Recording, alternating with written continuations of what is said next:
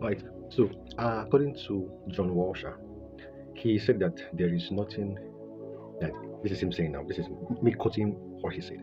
This is me quoting him. He said that there is nothing more useless in this planet as liberal preachers.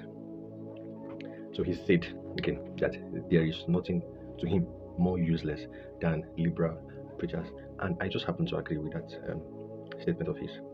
In my own opinion, also there is nothing more useless than liberal preachers. Now, someone might be wondering or asking, what then, or who then is a liberal preacher? So, from the few things I've been able to gather, I would say that in my own understanding, a liberal preacher is not exactly different from a hyper gracer. A hyper grace preacher. A liberal preacher, in my own understanding, is not different from a hyper grace preacher. Now, the part of the objectives of a liberal, or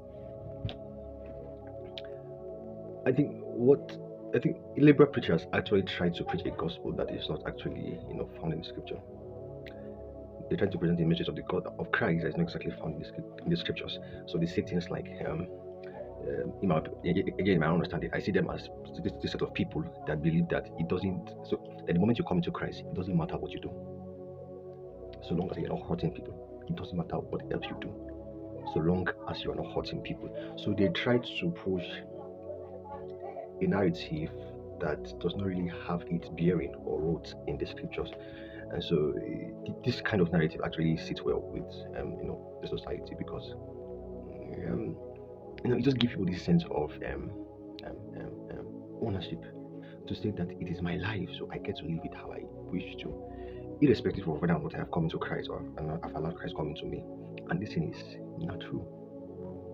You see, part of the dangers of liberalism in Christianity, as I see it, is that many times we do not see the end of a road that we actually embarked, or the end of a journey that we actually embarked on.